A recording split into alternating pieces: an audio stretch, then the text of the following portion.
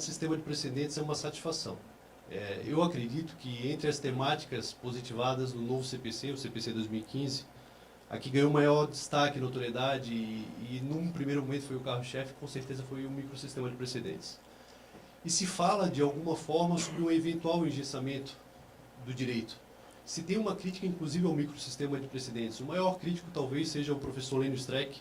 Inclusive, ele tem um artigo na Conjur que ele chega à conclusão de que não haveria um microsistema de precedente no modelo como foi positivado no CPC 2015. Então, a gente verifica que existe, sim, uma força contrária ao pensamento do microsistema de precedentes, só que essa voz, essa corrente, ela é minoritária. O sistema de precedente ele foi positivado pensando na segurança jurídica, pensando na isonomia, e isonomia, propriamente falando, não na maneira formal, mas na forma material, no sentido de tratar casos iguais de forma igualitária. Nós precisamos de decisões coerentes, precisamos de decisões que tenham estabilidade e tragam ao jurisdicionado, de alguma forma, segurança jurídica quando necessitar litigar em juízo. Ontem a professora Tereza falou muito bem que o artigo 927 é constitucional, né? A professora Tereza também queria cumprimentá-la e saudá-la, talvez a maior autoridade em processo civil desse congresso, uma honra tê-la aqui conosco na primeira fila. E a professora Tereza ontem falou muito bem sobre o artigo 927. O artigo 926, 927, 928 só vem contribuir com o direito, com o processo civil como um todo. A gente verifica, e eu me lembro muito bem até das aulas do professor Lamy, lá no mestrado e também no doutorado, que o CPC como um todo, ele não se resume só àquilo que está positivado ali no microsistema. Ele começa já na parte introdutória, né, professor Lamy? Nos princípios do artigo 1º ao 12º já tem uma questão principiológica que direciona a uma forma diferente de pensar o processo civil. Depois a gente vai na fundamentação da decisão judicial, 489, parágrafo 1º, também, que leva uma nova compreensão na forma de ser exarado uma decisão judicial, um acórdão, no sentido de que toda decisão deve ser fundamentada, inclusive com observação dos precedentes, sob pena de nulidade.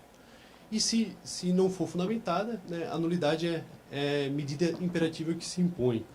E, consequentemente, depois vem a positivação que eu acabei falando, 926 e 927, e lá no final, inclusive, vem a reclamação no 988, que seria, né, verdadeiramente falando, o desfecho final num eventual descumprimento de precedente. E por que a gente precisa uma respeitabilidade ao precedente? Primeiro, a gente está preocupado com a decisão de mérito, a primazia de mérito, que ontem também foi falado. Estamos preocupados com a qualidade decisória. E, sobretudo, a gente está preocupado pelo novo encaminhamento, onde não precisa se preocupar com circunstâncias, conforme ocorriam outrora, e eu faço aqui questão de destacar, que é uma situação, por exemplo, que foi exarada pelo professor e ministro Humberto, eu me lembro muito bem disso, Humberto Gomes de Barros, a gente estudou isso no mestrado e doutorado, onde ele, através de um acordo, ele explanou a necessidade de fazer uma reflexão sobre o papel das cortes, tanto especial quanto constitucional. Ele falou o seguinte, numa decisão, e a gente usou bastante isso, foi fruto de estudo. Se nós, integrantes da corte, não observarmos as decisões que ajudamos a formar, perde sentido a existência da nossa corte. Melhor seria extingui-la. Isso é uma autocrítica. Isso é uma reflexão que ele levou para dentro do próprio judiciário. Se dentro do judiciário já constatam essas incoerências decisórias, imaginem nós, advogados de igual sorte, outros operadores do direito, a dificuldade do dia a dia na litigância concreta. E eu sempre cito, e eu gosto daí de trabalhar com dois casos concretos, que na verdade não há um engessamento, né? Por quê? Quando também se fez a reforma do Judiciário com a emenda constitucional 45, se falou que a súmula vinculante iria engessar o direito. Mentira, a súmula vinculante está aí. Ela tem sido, com bastante simetria, aceita pelo Poder Judiciário, no que pese algumas situações atípicas que acabam fugindo do comum, até mesmo pela fase política pela qual passou o STF, mas a súmula vinculante, de maneira alguma, colocou algum engessamento, alguma situação de prejuízo ao Poder Judiciário. Pelo contrário, algumas situações acabou tendo um posicionamento consolidado que facilitou a prestação da tutela jurisdicional. E o precedente que se almeja aqui no 926, 927, vai acabar com os dois exemplos que eu vou citar aos senhores. Eu sei que o tempo está acabando, mas é sempre importante trabalhar com casos concretos. nós estávamos com 2 ações ali na comarca de Birama, próximo a Blumenau, isso faz uns 3, 4 anos, e as 2 ações caíram no mesmo juízo, na mesma vara. E o que ocorreu? Uma ação foi julgada parcialmente procedente, e um parcialmente que era altamente favorável, naquilo que cabia, e a outra foi julgada improcedente. E era da mesma vara, a mesma matéria fática, a mesma matéria de direito, e o mesmo magistrado. E o que mais impressiona é que as 2 decisões foram proferidas num período de 30 dias. Qual foi a conclusão que a gente chegou no escritório? Foram os estagiários que fizeram as decisões. E talvez foram estagiários distintos, né? O da manhã não conversou com o da tarde. Agora, como que tu explica isso para o cliente? Como que tu explica isso para o judicionado? Insegurança jurídica total. Daí a gente precisa fazer o recurso, buscar novamente restabelecer o direito. São esses prejuízos ao judicionado que não pode mais ocorrer. Quando a gente fala em isonomia, é isonomia material, não é meramente formal. Casos iguais com tratamentos igualitários. E eu me lembro também uma outra situação, e essa situação também cabe uma reflexão, assim como essa do ministro Humberto Gomes de Barros, assim como esse caso de Ibirama. Eu me lembro, há mais ou menos uns 2 anos atrás, eu fui fazer uma citação oral aqui no Tribunal de Justiça, e já concluindo, viu, Fernanda? E era um caso relativo ao sistema de cadastro positivo do Serasa, e a sustentação oral era pelos representantes do Serasa, e defendendo o cadastro positivo, né? E após a sustentação oral, até de maneira plausível, o desembargador aqui do TJ, da nossa primeira Câmara Civil, ele fez uso da palavra e falou o seguinte: olha, eu respeito ali o posicionamento da sustentação oral, mas eu discordo plenamente do sistema do cadastro positivo, porque ele é discriminatório, ele dá crédito pelo sobrenome, pelo endereço logradouro, e eu não concordo. Contudo, no que pesa o meu entendimento pessoal, eu me curvo ao recurso julgado pelo STJ, um recurso especial repetitivo, onde entendeu que haveria validade esse cadastro positivo. Ou seja, ele tinha um posicionamento pessoal, mas ele se curvou ao precedente em homenagem ao direito que estava sendo consolidado pela Corte Especial, naquele caso, o STJ. Então, esse tipo de decisão, é isso que a gente está esperando do Poder Judiciário, dos magistrados, dos desembargadores, dos ministros, essa coerência, essa estabilidade, essa integridade. Esse exemplo do desembargador é maravilhoso. E, além disso, né, o precedente, além de trazer a segurança, a isonomia no meu modo de pensar, uma melhor qualidade de decidir, ele também vai trazer efetividade à prestação da tutela judicial. Ontem já se falou bastante sobre efetividade, e para concluir verdadeiramente falando, nos meus 10, 20 segundos finais, eu cito também um outro exemplo de efetividade, de respeitabilidade ao precedente que é motivo de critério positivo de avaliação. Por quê? Aqui no Juizado Especial da Capital, Florianópolis, tivemos uma matéria também relacionada ao Serasa, que 55 mil processos estavam sobrestados, aguardando o posicionamento do STJ, e o magistrado, através de uma portaria, ele colocou a mesma decisão dos 55 mil processos e aplicou o precedente na íntegra naquilo que havia sido fixado pelo STJ. Ou seja, efetividade da tutela judicial. Podem até concordar ou não com a posição e a postura do magistrado, mas ele conseguiu resolver 55 mil feitos com base no recurso especial repetitivo do STJ, dando, de alguma forma, uma estabilidade e coerência na forma de decidir. Então, essas eram minhas considerações iniciais, e agradeço a atenção até o momento. Obrigada, Esaí. Douglas, terias consideração a fazer agora sobre a fala do Esaí? Obrigado, Fernanda. Quem cumprimento em nome de todos os integrantes que compõem essa mesa.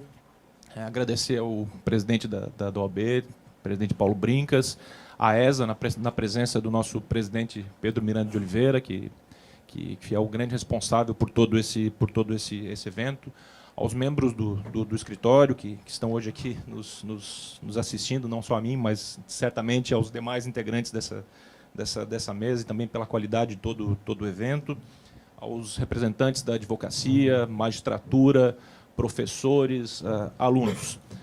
Fazer um cumprimento especial para a professora Tereza, destacar que a sua presença aqui, certamente, pelo menos tenho certeza que para todos, mas certamente para mim, é uma grande responsabilidade.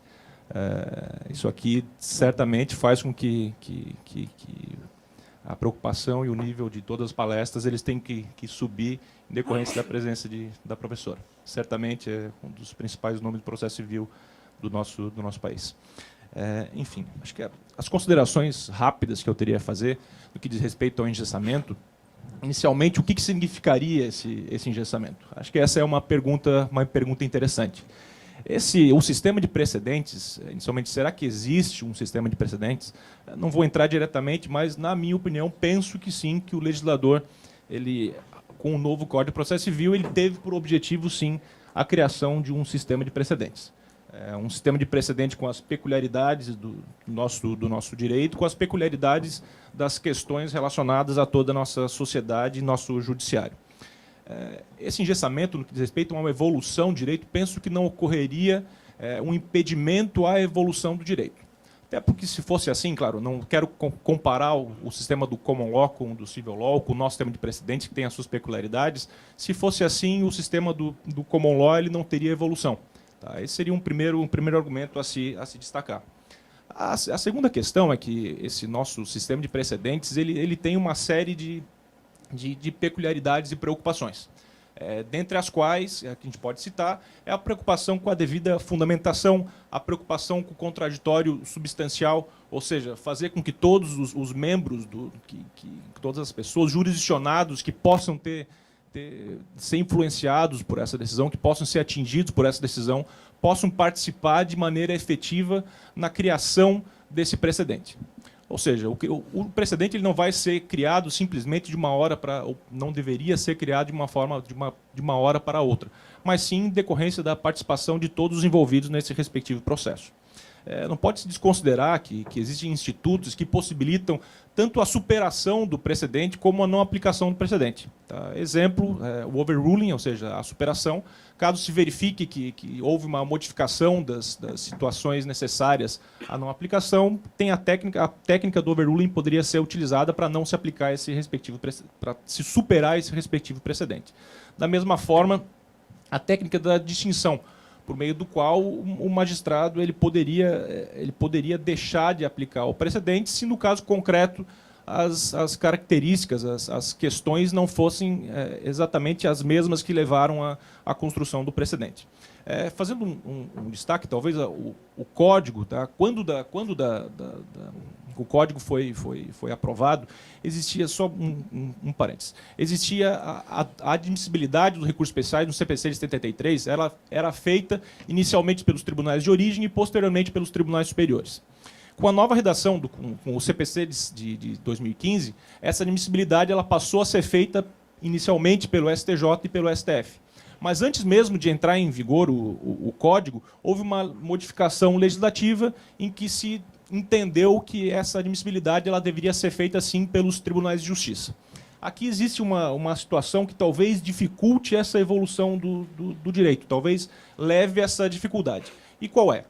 Tanto o recurso especial como o recurso extraordinário, tá, que forem interpostos contra decisões, tá, que já estiverem no mesmo sentido de decisões do STF proferidas com repercussão geral reconhecida, ou pelo STF e STJ em recurso ou extraordinário ou especial repetitivos, elas podem ser indeferidas, negado seguimento pelo próprio tribunal.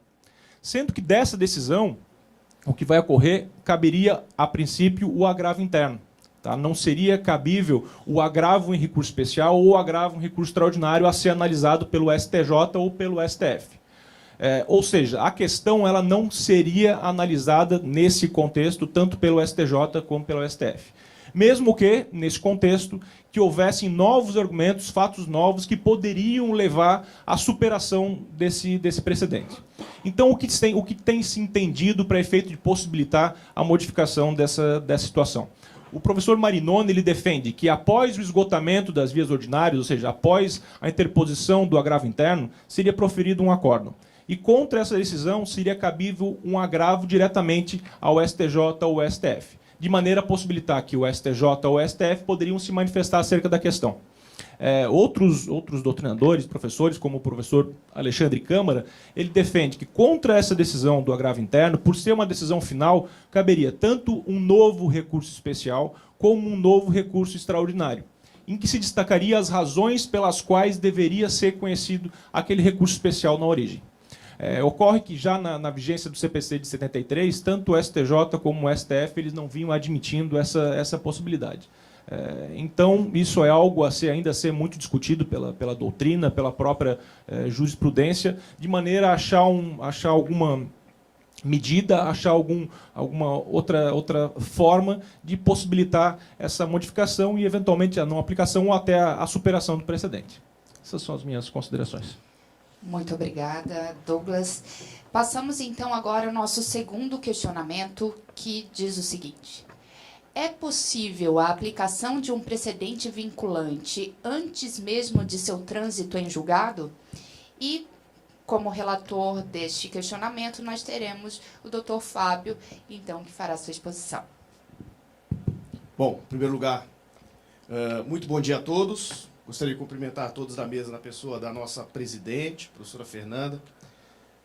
Cumprimentar todos da plateia em nome da minha professora, orientadora, Tereza Arruda Alvim, que me trata com muito carinho há quase uma década, né, professora? Na PUC, quando eu cheguei lá de Pernambuco, e fui muito bem recebido, como sou aqui. Cumprimentar também a minha amiga Isabela, anfitriã de mão cheia, e fazer uma deferência ao Dr. Pedro Miranda de Oliveira, um dos grandes responsáveis e o capitão aqui desse magnífico evento, a 4ª edição. E eu tenho orgulho, eu participei das 4, né? Então, é uma satisfação muito grande estar aqui. E a questão colocada, né, se é possível a aplicação de um precedente vinculante antes do seu trânsito em julgado, é uma questão interessante. Na verdade, eu gostaria que ela não existisse, que ela não se colocasse, né? Mas a letra do Código, pelo menos a primeira leitura que a gente faz do Código, infelizmente, o atual posicionamento do Supremo, coloca essa questão e responde essa questão de uma maneira, vamos dizer assim, complicada, e daí o interesse no debate. A letra do Código vai dizer o seguinte, por exemplo, o artigo 985, quando vai falar do julgado produto do incidente de resolução de emendas repetitivas, vai dizer o seguinte: julgado o incidente, julgado, a tese será aplicada a todos os processos pendentes, e o inciso 2 fala, inclusive, a processos futuros. E o artigo 1040, quando vai se referir aos precedentes produto de RE e RESP repetitivo, vai dizer o seguinte: publicado o acórdão, a tese será aplicada a todos os processos pendentes, etc, etc, etc. Agora, é importante que se destaque, julgado o IRDR, ainda não, ou seja, antes do trânsito em julgado, a tese ainda pode mudar. Publicado o acórdão do RE e do RESP, repetitivos, a tese ainda pode mudar. E além disso, há um outro problema, né? Carece, muitas vezes, a produção de um precedente vinculante, carece da modulação de efeitos. Então eu venho percebendo na prática, e isso vem me ocupando, eu confesso que era uma questão que eu não levantei durante a vacácio, estudando CPC em tese, eu estou percebendo isso na prática. Às vezes, consagrado uma tese, o problema jurídico ainda não está resolvido. Por quê? Porque se a consagração da tese carece de modulação de efeitos, não sabemos ainda que casos são alcançados por aquela tese. Então, por exemplo, quando o Supremo, recentemente, num extraordinário com repercussão geral, enfim, que para todos os fins se equipara ao extraordinário repetitivo, eu não vou entrar aqui nessa questão, diz que cabe os juros em continuação nos precatórios, né? E não diz a partir de quando, ou seja, quais precatórios precisam ser atualizados até a data do efetivo pagamento, isso resolve uma questão, ou seja, entre a data da conta e o efetivo pagamento ainda incidem juros, mas na medida em que ele não diz a partir de que momento esse novo entendimento precisa ser aplicado, não sabemos que precatórios, que processos devem ser atingidos por essa nova tese. Ou seja, será que os precatórios já pagos, os processos podem ser desarquivados para a diferença de juros entre a data da conta e o efetivo pagamento seja realizado, será que os processos que estão pendentes já são atingidos por essa nova tese? Ou será que são os precatórios apenas expedidos a partir desse novo entendimento vinculante do Supremo? Ou seja, a partir desse problema que eu particularmente vivi na prática, eu percebi o seguinte: muitas vezes a consagração da tese por si não pacifica a questão jurídica, fazendo-se necessário, né, a definição temporal, conhecida como modulação de efeitos. Esse é um dos problemas. Porque, infelizmente, o Supremo poderia fazer isso, ou qualquer corte produtora de precedente vinculante, poderia fazer isso já com a edição da tese. Mas, infelizmente, da análise, pelo menos desses primeiros precedentes, espero que isso mude, isso vem ficando para um segundo momento em sede de embargo de declaração. Portanto, entrando um pouco mais na questão, né? O CPC fala julgado o incidente, fala publicado o acórdão. A jurisprudência do Supremo vem entendendo, sim, que a partir do momento em que há o julgado, a tese vinculante já pode ser aplicada, os processos, enfim, não precisam ficar mais suspensos, mas a minha questão, ou a questão por trás dessa pergunta aqui é a seguinte: como algo que ainda não é definitivo, que carece de outros contornos, e mais do que isso, ainda pode mudar, como algo que ainda pode mudar, pode ao mesmo tempo vincular? Essa é que é a questão, né?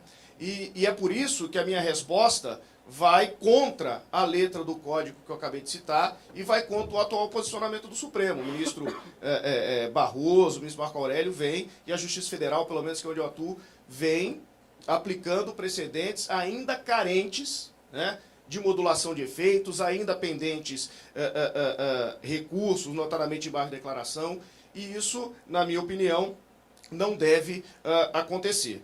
Então, no que diz respeito à minha resposta, seria negativa. Apesar desse posicionamento supremo e apesar dessa primeira impressão da leitura do código, a resposta, na minha concepção, deveria ser negativa por todos esses problemas, alguns deles que eu levantei aqui.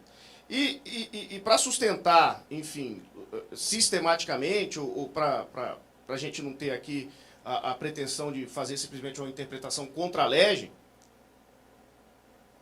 eu gostaria de destacar que há pistas no código que podemos, enfim, superar pelo menos alguns precedentes, né? O precedente, por exemplo, formado no IRDR. O precedente formado no IRDR, apesar do 985 dizer julgado o incidente, é lógico que ele não se aplica imediatamente antes do seu trânsito de julgado. Até porque, contra 987, contra o acordo que julga o IRDR, cabe recurso extraordinário e recurso especial, cujo, excepcionalmente, possui efeito suspensivo automático. E aí eu invoco aquela lição do Barbosa Moreira, que é muito importante e se aplica perfeitamente aqui. O efeito suspensivo sequer é do recurso, é da recorribilidade.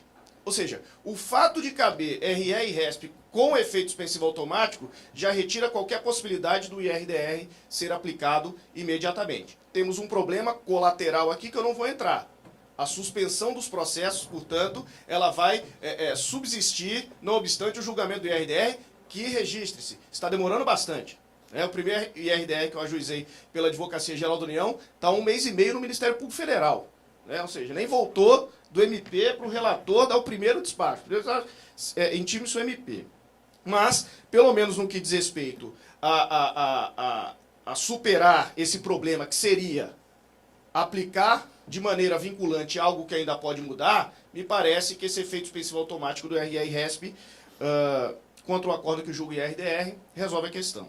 No que diz respeito ao RESP repetitivo, é bom que se diga, pode mudar no âmbito do Supremo Tribunal Federal, porque contra esse RESP, ou cabe o recurso extraordinário, ou muitas vezes, o que é também comum, o mesmo tema está pendente de RESP repetitivo e de extraordinário repetitivo.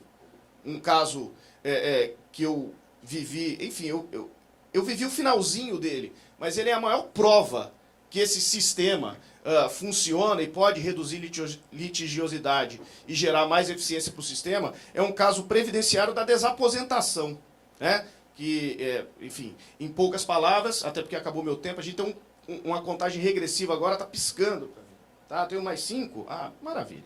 Então, é a situação onde aquele camarada se aposenta, continua trabalhando, continua contribuindo, e ele percebe que há 5, 6, 10 anos depois, a renda mensal dele seria maior se ele se desaposentasse, obviamente para se aposentar de novo. E esse tema ele foi objeto, só no âmbito do TRF da terceira região, de 283 mil processos. Eram 283 mil processos pendentes, quando o STJ afetou e julgou um RESP repetitivo favorável ao segurado, ou seja, a desaposentação era possível.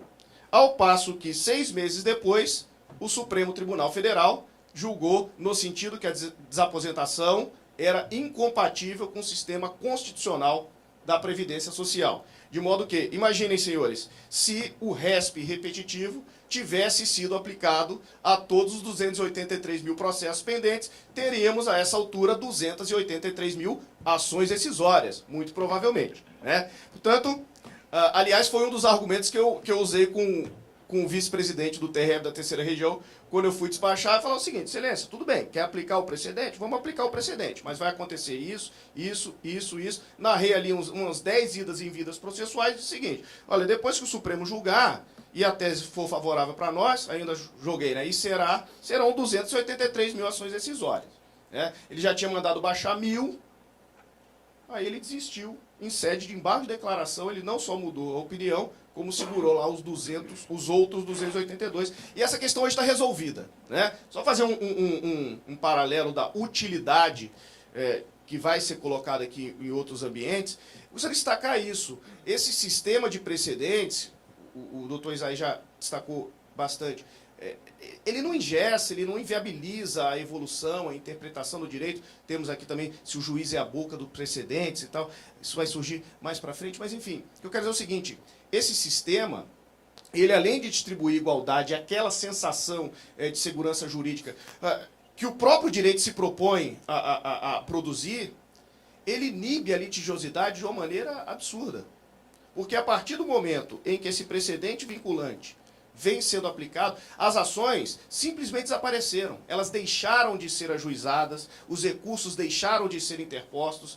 Então, há esse lado positivo de inibir a litigiosidade. No âmbito da Advocacia Geral da União, por exemplo, nós temos portarias e normativas internas que nos permitem deixar de contestar, reconhecer juridicamente o pedido, desistir de recursos, renunciar o direito de recorrer, sempre que a decisão estiver compatível com um precedente vinculante. Agora, as portarias da AGU, isso é interessante, elas condicionam essas posturas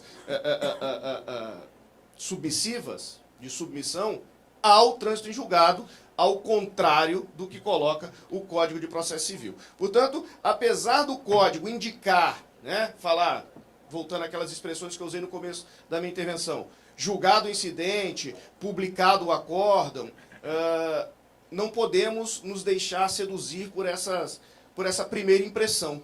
Infelizmente, é o que vem acontecendo no âmbito do Supremo Tribunal Federal, que vem produzindo precedente vinculante, na maioria das vezes, sem a modulação de efeitos, e vem dizendo o seguinte: olha, pode aplicar. Mas aplicar a que casos, Supremo Tribunal? Olha, a priori a todos, a modulação é exceção. Não, mas a todos? Como assim? Existem casos, um caso específico da correção monetária, são 26 embargos de declaração pendentes. 26 embargos de declaração pendentes de julgamento propostos por praticamente todos os estados da federação, alguns municípios e a Advocacia Geral da União. E eles questionam justamente o alcance temporal da nova tese do Supremo. E antes de se definir isso, não temos como definir quais os processos são atingidos pela essa nova tese. Não se nega que a tese é vinculante. Agora, se questiona que processos são alcançados por essa tese. Então, por essas e outras, meus caros, enquanto pendente, não obstante a letra do CPC e essa jurisprudência do Supremo, enquanto pendente um embargo de declaração que seja, me parece vedado a aplicação da tese vinculante consagrada no precedente. Essas eram as minhas considerações iniciais. Eu devolvo a palavra à presidente. Perfeito, muito obrigada, professor Fábio. E eu concordo plenamente contigo, até porque se a intenção é a estabilidade das decisões jurídicas, enquanto não houver o trânsito em julgado, totalmente instável estaria essa situação, né? Então, a interpretação do código deve ser feita integralmente e não isoladamente.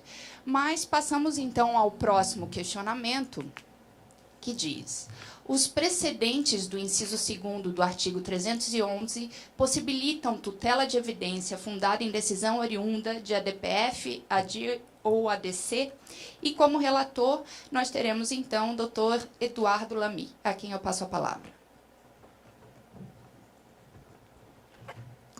Obrigado, Fernanda. Bom dia a todos.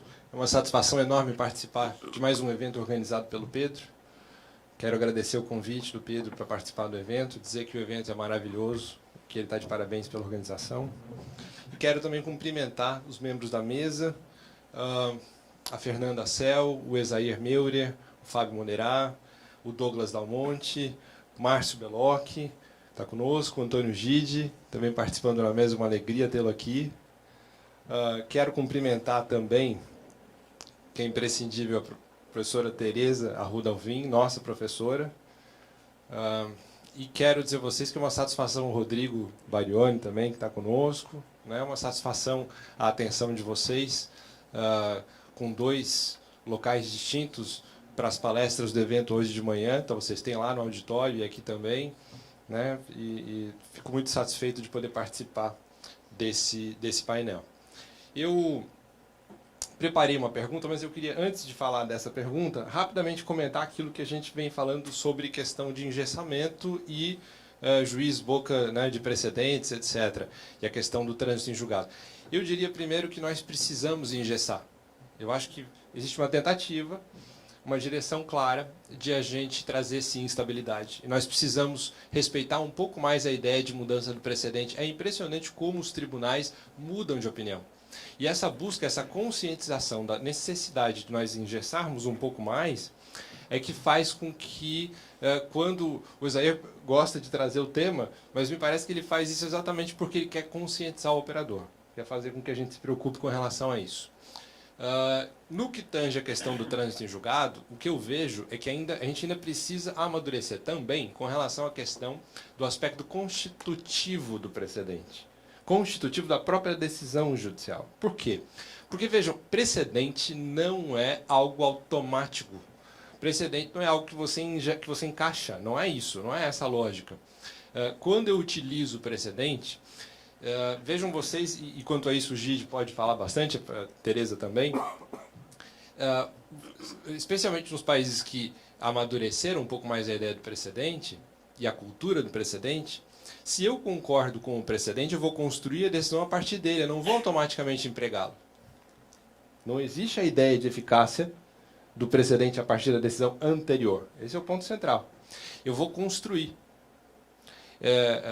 O Fernando Vieira Luiz, não estou vendo se o Fernando está aqui agora, mas o Fernando Vieira Luiz foi um orientando meu que defendeu a tese esse ano, e ele fala muito sobre a aplicação do sistema de precedentes a partir de Dworkin, dentro da lógica de construção da decisão. Então, nesses países, especialmente, que tem um pouco mais de cultura, se você concorda com o precedente, você constrói a sua decisão a partir dele, mas constrói a sua decisão, não aplica automaticamente. Se você discorda do precedente, aí você aplica o precedente. Esse que é o ponto mais importante. A ideia de construção da decisão é essencial. Porque ao construir a decisão, eu vou analisar de que forma aquele precedente melhor se encaixa no caso concreto. E se eu vou construir a decisão, não faz sentido pensar em automatismo na aplicação. E é por isso que, às vezes, em algumas circunstâncias, não faz sentido realmente você aplicar o precedente antes do trânsito em julgado. E, em outras situações, vai fazer sentido. Porque essa é uma questão de construção da decisão. Independente de ser um ponto que a gente possa discutir, eu acho que era importante também, já que isso aqui é um painel, né? Se cada um for falar 5 minutos sobre só um tema, não vai ficar legal. Vamos lá. Essa pergunta que eu coloquei ali versa sobre a tutela de evidência no artigo 311, ligada na hipótese em que eu tenho também aplicação de precedentes. Fazendo um rápido resumo, vamos lembrar que tutela provisória no novo Código, vocês têm a partir do artigo 296, e ela vai ser uma tutela tanto de evidência quanto de urgência. Okay? Então, eu posso ter tutela de evidência, nas hipóteses do artigo 311, ou tutela de urgência. A tutela urgente depende de uma verificação de fato. A urgência é fática e, portanto, eu preciso de prova na análise da tutela urgente. A tutela evidente traz uma lógica distinta, em que a essência dessa tutela é a altíssima probabilidade de o direito ser respeitado. Tá? É a altíssima probabilidade de aquele direito ser, ao final, o direito acatado pela sentença. Então, essa altíssima probabilidade é que faz com que eu possa deferir a tutela de urgência. É essa altíssima probabilidade que, a tutela de evidência, é ela que eu estou procurando sempre. Tá? E o que é importante para nós com relação a isso? É que, na tutela de evidência, nós temos hipóteses legais, porque se eu tenho altíssima probabilidade e eu deixar isso para o operador do direito, ele pode, no caso concreto, entender que isso pela interpretação dele, ele vai sempre dizer o que ele acha que é altissimamente provável. Então eu preciso ter uma limitação, e essa limitação é legal. Acontece que eu tenho hipóteses de evidência fora do artigo 311. Né? Vocês vão encontrar situações, por exemplo, a questão da consolidação da propriedade na busca e apreensão, por exemplo, as hipóteses, para muitos, de ação monitória. Então, vocês vão encontrar situações de evidência fora do artigo 311. Né? Por este motivo, a gente costuma dizer que o rol do artigo 311, existe uma discussão na doutrina, se o rol do artigo 311 na tutela de evidência é um rol exaustivo ou se ele é um rol exemplificativo. Né? Eu prefiro entender que ele é um rol exemplificativo, mas a exigência é legal. Quer dizer, eu tenho que ter previsão legal com relação às hipóteses de evidência. Mas por que eu estou dizendo isso? Porque quando nós analisamos o inciso 2, nós aproximamos a tutela de evidência do sistema, né, de precedentes. E aí, quando nós pensamos nessa circunstância, a leitura do inciso 2, lá do artigo 311, ela vai trazer para a gente uma situação que é interessante, porque nós normalmente aproximamos esse inciso do sistema de precedentes. Né? Então, o que ele fala? Ele fala o seguinte: tutela de evidência será concedida independentemente da demonstração de perigo de dano ou de risco ao resultado útil do processo, quando as alegações de fato puderem ser comprovadas apenas documentalmente, né, eu tenho prova pré-constituída, e houver tese firmada em julgamento de casos repetitivos ou em súmula vinculante. Então vejam vocês, casos repetitivos, eu posso falar do recurso especial repetitivo, posso falar do extraordinário repetitivo, né, eu posso inserir aqui o IRDR, mas o ponto é, eu não estou falando de todas as hipóteses do 927. Né? O inciso em si não fala das hipóteses como um todo. E mais, será mesmo que dentro daquilo que no Brasil nós viemos amadurecendo como precedente, o artigo 927 fala de todas as hipóteses? E é por isso que eu faço a pergunta, né? Será que nas circunstâncias de controle de constitucionalidade a gente não poderia aplicar também o inciso 2?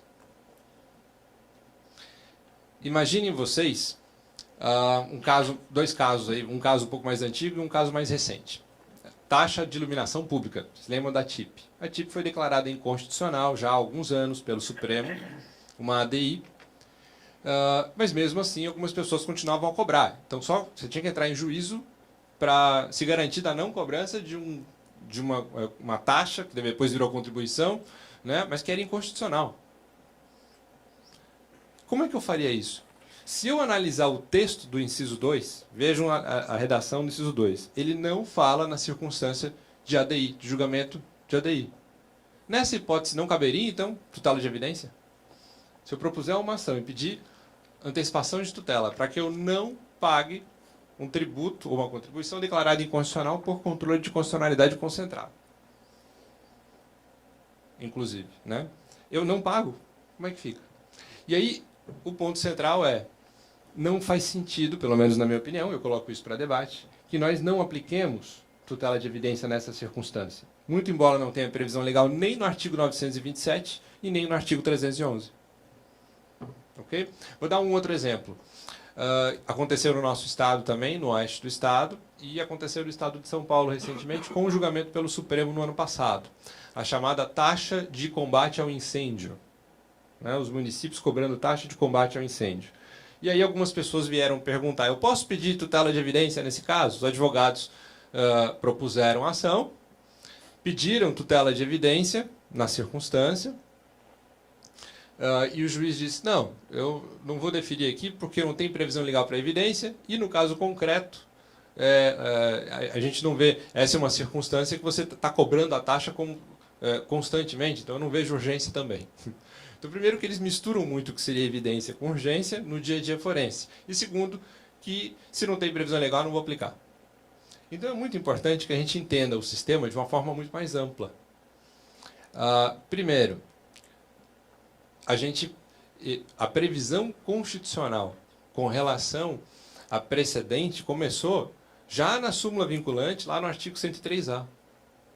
E depois disso, quando nós tivemos o controle de constitucionalidade concentrado com previsão constitucional já desde o início da vigência da Constituição, nós já começamos a desenvolver essa lógica desse paradoxo metodológico que a gente tem no Brasil, de aplicar o sistema de precedente juntamente, do análise do método caso, juntamente com o sistema codificado.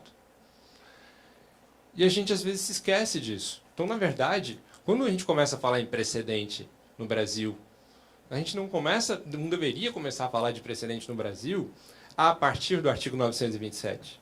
A gente deveria começar a pensar no precedente a partir da Constituição, quando ela trouxe um sistema... Aliás, eu digo mais, acho que o Rui Barbosa começou a falar isso, porque nas constituições anteriores, já na Constituição de 46, nós tínhamos também, no nosso constitucionalismo, a ideia de trabalhar com método caso e de trabalhar com a vinculação do precedente em controle de constitucionalidade.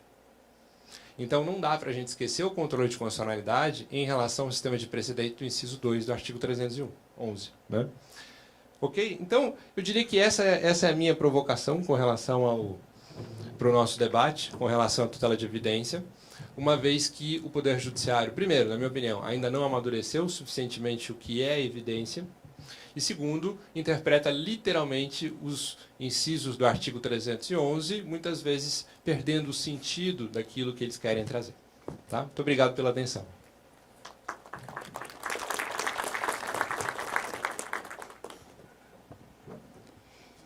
Muito obrigada, doutor Eduardo. Passamos, então, agora ao próximo questionamento. Eu já antecipo aos demais painelistas que, caso queiram fazer, então, considerações sobre as questões anteriores, que nós façamos no nosso período de fala. Pode ser? Assim, eu creio que ficará um pouco melhor. Então, nosso próximo questionamento é: qual a importância da reclamação para a consolidação de um sistema de precedentes vinculantes? E, então, como relator desse questionamento, nós teremos o professor Douglas. Obrigado, para as Fernanda. considerações. Cumprimentei a todos. Bom dia novamente. Inicialmente, talvez um questionamento, posteriormente, professor Fábio, respondendo no momento, professor Lamy. Poderia esse precedente em sede de tutela da evidência ser aplicado em sede de tutela da evidência antes do trânsito julgado? É uma questão talvez interessante. Já vou aproveitar e vou dar a minha opinião. Eu penso que sim. Analisados, evidentemente, os requisitos para a concessão da tutela provisória. Ou seja, se eventualmente o precedente já foi julgado, se já existe um precedente do Tribunal do STJ ou do STF, ou um precedente vinculante para os juízes de primeiro grau dos tribunais, por exemplo, e exista um pedido que está aguardando a manifestação do judiciário. Se já existe esse precedente, penso eu que, por ocasião da análise do pedido de tutela provisória, isso tem que ser algo a ser levado em consideração. Ou seja, em sede de tutela provisória, independente, na minha opinião, claro, independentemente do efetivo trânsito em julgado, mereceria ser levado em consideração, assim como os demais requisitos acerca da concessão ou não da tutela provisória. No que diz respeito especificamente à reclamação,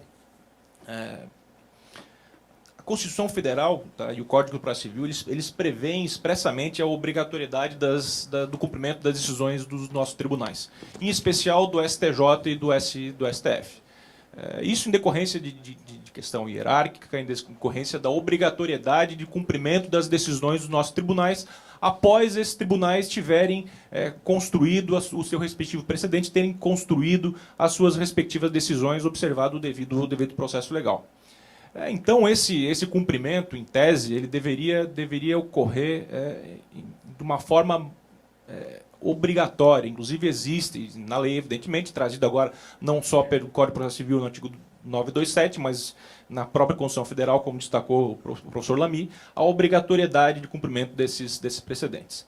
Ocorre que nem sempre isso é efetivado. Existem exemplos, existem ocasiões, talvez de uma forma mais numerosa do que seria esperado, em que o precedente, em que não só o precedente, mas as decisões dos tribunais e a própria competência dos tribunais, elas não são respeitadas.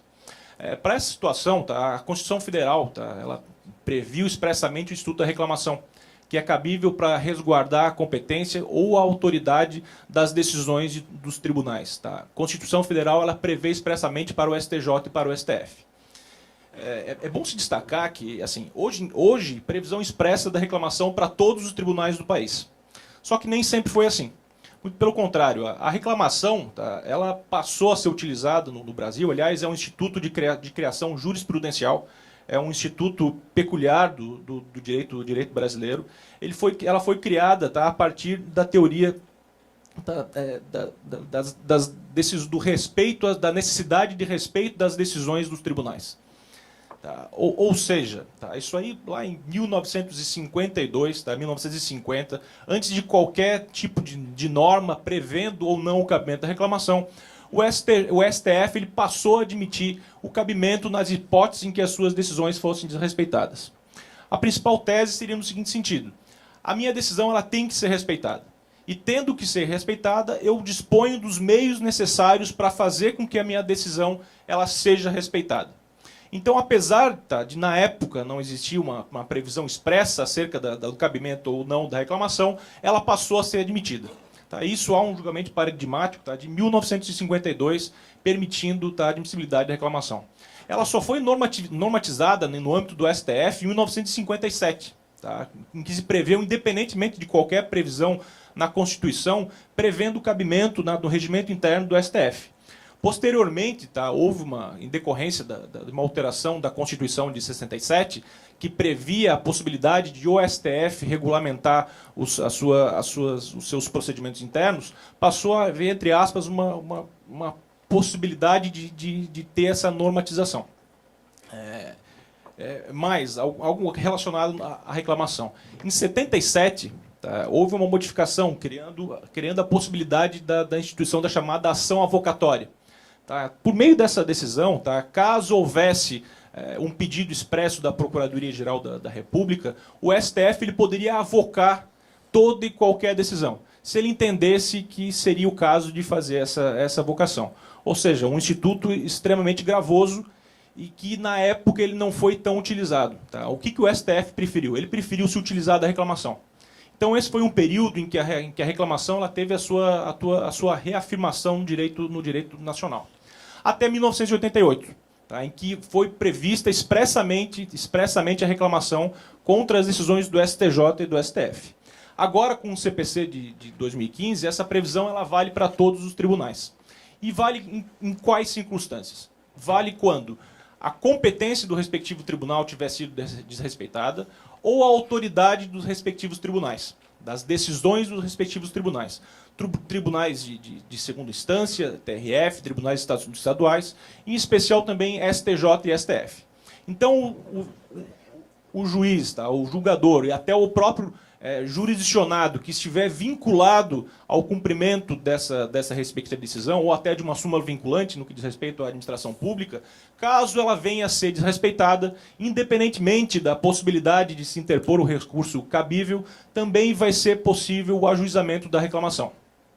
Ou seja, isso tá, em quais casos? nos casos em que a decisão ela tiver que ser obrigatoriamente respeitada, em que houver uma vinculação.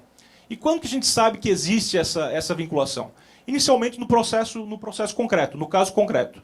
Digamos que eu ajuize uma ação contra outra pessoa e a questão vá até ser julgado pelo respectivo tribunal, por meio de um acórdão transitado em julgado. Esse acórdão transitou e posteriormente retornou para o juízo de primeiro grau. Se eventualmente vier a ser proferida uma decisão que contraria a decisão do tribunal, existe a possibilidade, claro, além do respectivo recurso cabível, se for o caso, de ser ajuizada a reclamação em decorrência dessa vinculação do caso concreto. Existem outros casos também que não são do caso concreto, mas a vinculação ela decorre aí de disposição de lei. Exemplo, decisões proferidas tanto em recurso especial ou recurso extraordinário com repercussão geral reconhecida. Recurso especial repetitivo, desculpem. Incidente de assunção de incompetência, IRDR e a própria súmula vinculante. Ou seja, casos em que a obrigatoriedade ela deveria ser cumprida e deveria ser executada por todos. Um exemplo que a professora Tereza cita nas suas obras seria mais ou menos no seguinte sentido, que a reclamação ela é como se fosse uma placa colocada numa rua escura, falando o seguinte: olha, cuidado, que aqui você vai ser assaltado. Ou seja, é colocado pelo poder público por quem deveria adotar as medidas cabíveis para que o assalto não ocorresse, para que aquilo fosse devidamente cumprido. Mas existe essa possibilidade, ou seja, está prevendo que pode ocorrer um desrespeito a uma decisão que deveria ser obrigatoriamente cumprida. Então, senhores, assim, não se desreconhece, não se ignora que a reclamação ela não foi criada com o objetivo específico de resguardar o precedente. Tá? Mas, em síntese, enquanto o judiciário, enquanto não for criado uma regra, ou enquanto os jurisdicionados e o judiciário ele não cumprir esse sistema de precedentes, ela pode ser, sim, utilizada como meio de resguardar, de consolidar esse nosso sistema de precedentes. Obrigado. Agradeço, professor Douglas. E já passaremos, então, ao próximo questionamento, que traz o tema da arbitragem. Seria o questionamento, então. Seriam os precedentes vinculantes no procedimento arbitral? E, como relator, nós teremos o doutor Márcio, que fará sua exposição. Muito obrigado, Fernanda. Bom dia a todos. Bom dia, Fernanda, Fábio. Esair Meurer ou Moirer? Meurer. Meurer, Eduardo Lamy, Douglas, Antônio Gide. Bom dia a todos vocês. Bom dia, Ana Marcato, professora Tereza, Alexandre, Luciano.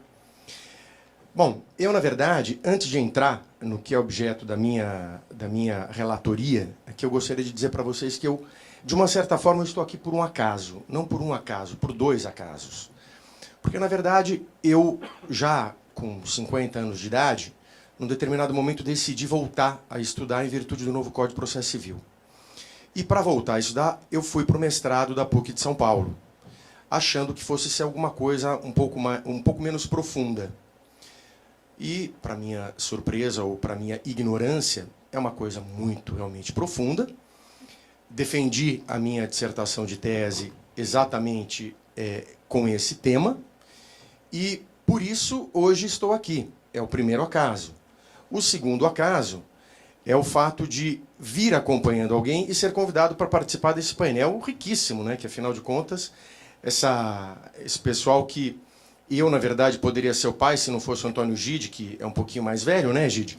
Mas a verdade é que estou aqui nesse painel e aprendendo muito com esse pessoal também. E aprendendo nesse congresso, como ontem, as palestras que foram maravilhosas, e pude ver Cássio Scarpinella Bueno, que lá no passado foi meu estagiário no Tosini Freire, lá em São Paulo, palestrando, como aprendo sempre com ele, com aquele brilhantismo dele. E, por fim, lá em 1992, quando eu fui fazer a primeira vez o mestrado, que eu achei uma coisa dificílima, eu falei, eu não vou continuar, mas depois eu fui voltar para estudar o novo Código de Processo Civil. Lá em 1992, fiz todos os meus créditos no mestrado e deixei de defender a minha dissertação naquela época em virtude de uma pessoa. Essa pessoa chama-se Teresa Rudalvin, nossa querida professora, e que hoje em dia é a minha mulher. Então, realmente, a vida, pessoal, ela é um ciclo que a gente não sabe o que vai acontecer. Que bom quando esse ciclo é positivo, como no meu caso. Então, muito obrigado a todos vocês, essa oportunidade de estar aqui. Obrigado, Pedro Miranda, que não está aqui presente, o Rodrigo Barioni, que imaginei que estivéssemos aqui dividindo essa mesa, mas infelizmente não. E passo agora ao que é o meu tema. Bom, pessoal, seriam os precedentes vinculantes no procedimento arbitral, ou no processo arbitral? E por que os precedentes vinculantes seriam vinculantes? Então, primeira questão, ou primeiro ponto a delimitar com vocês.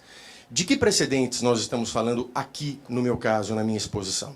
Aqui eu falo daqueles precedentes que a professora Teresa entende como os precedentes obrigatórios, aqueles de vinculação forte.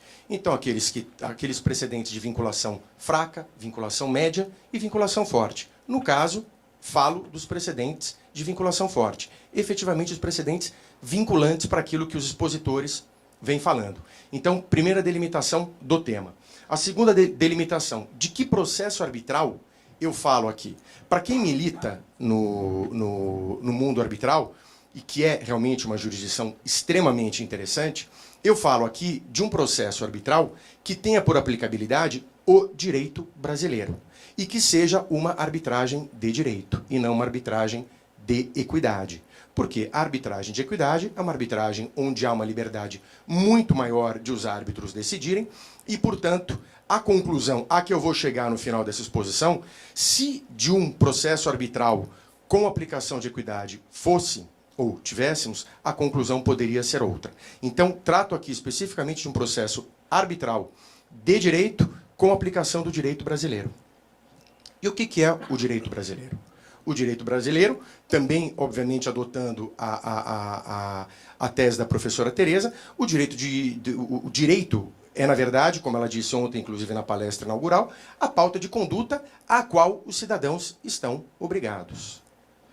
Então, o direito, como também ela disse ontem, é um conjunto de elementos, formado por doutrina, princípios, a própria lei, súmulas vinculantes e, agora, os precedentes vinculantes.